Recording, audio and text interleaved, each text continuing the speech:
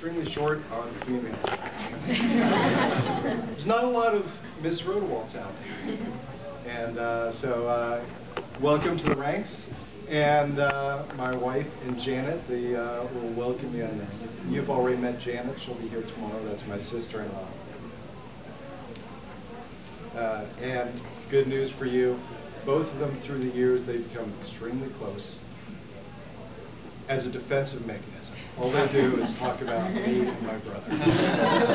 That's just about all that goes on. And it's a tight clan. They love each other, and it's that common bond. So I think it's going to become 3 instead of just 2. So welcome there. As I was thinking about preparing for this, I thought, well, when did it first appear that Jason was serious, that this is a very important lady to him? And I thought back, and or when did it become apparent to me? And I remember rather clearly. It was the first time that we met Amanda. He'd already talked about her, described her, admitted that she was a soccer player. We got that out early, right up front. But we hadn't really met her. What were we to really think of her? And she immediately struck me as somebody that I want around, want to get to know, because as she walked in the door, Jason said, well, we'd like to come over for dinner, and we're having family dinner. He comes over with her, tells us, and he walks in the door with kind of a grin on his face, a little sparkle in his eyes. You know, his strut, the move that he does sometimes, comes walking in, and Amanda follows him in, and he gets the kind of goofy grin and puffed a little bit, and he goes, and here's Amanda. And she walks over to me with a full plate of cookies. This is for you. I think some of you had her cookies, right? Very, very good. So immediately warmed my heart right there. So I knew this was a special lady, and we watched and listened and heard about the relationship, and it got closer and closer. And I realized she was going to be a very special part of our family. We hoped that she was. She earned my utmost respect on one particular occasion. It was a family trip. We were going fishing up at Eagle Lake, and she joined us. We have, who's been to Eagle? Yeah, you guys have been to Eagle Lake. Nice drive, isn't it? 4 hours on the road. She's cooped up in the minivan with me, Terry, Ryan, and Jason. She's cooped up there and smiling the whole time. Rather brave of her. And we're driving through there. It's mostly farm country and just kind of pleasant roads and so forth. And they're talking in the back. I'm driving, and everybody's kind of comfortable. We're going along there. About 3 hours into the trip, I'm listening. I think Terry's dozing just a little bit, and what's that? She's dozing just a little bit, and I hear Amanda and Jason talking gently. You know, we're just kind of in the groove, just going along there. And I'm listening and talk, and they're talking, oh, it's pretty out here, the road's here, and we're going to go fishing. And they start talking. Jason goes, this kind of reminds me of the horse farm that we have.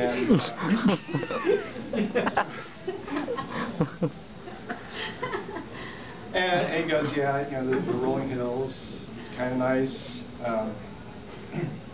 Amanda, I didn't know you had a horse farm.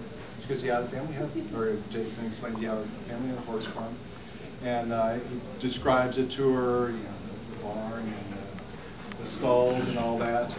And Ryan's listening, and Ryan goes, Jason, what was your favorite horse? and he answers, I think he said Maverick. He said something like that. I don't recall.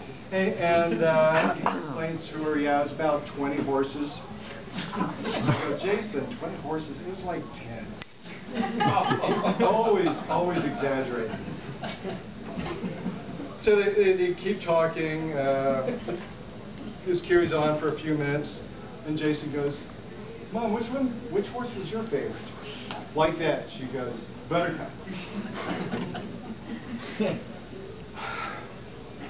Problem was, we have never ever had a horse.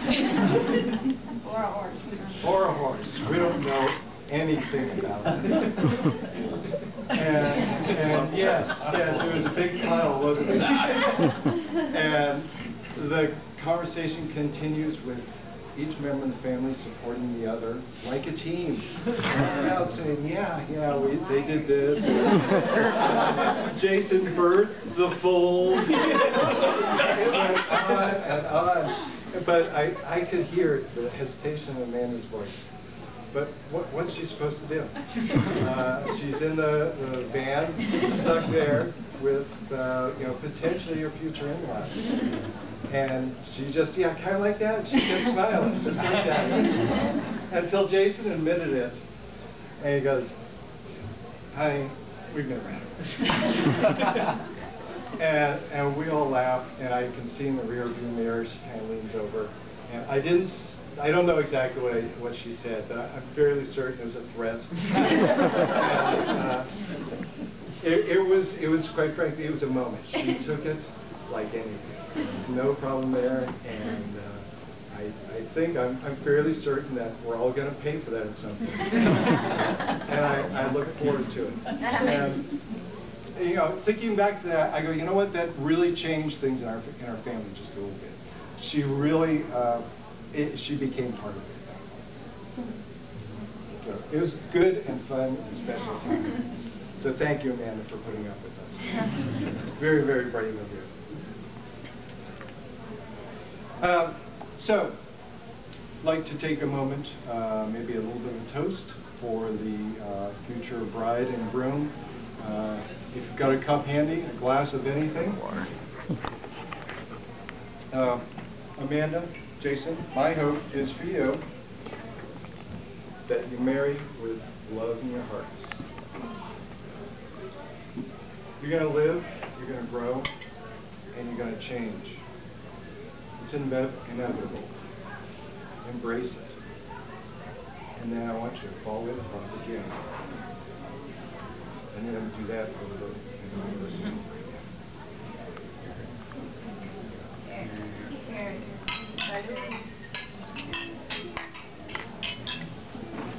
Welcome, Amanda. Thank you.